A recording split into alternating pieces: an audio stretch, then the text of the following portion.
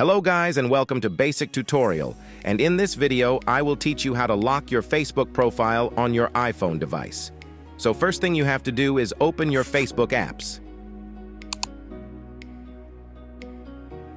And then click your profile picture located on the upper left side of your screen.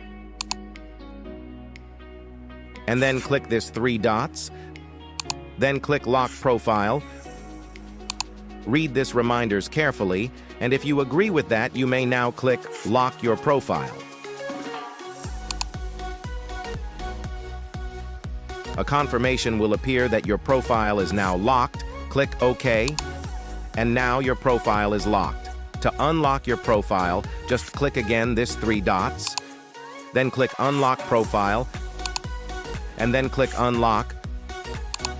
Read again the reminders, or just click Unlock Your Profile.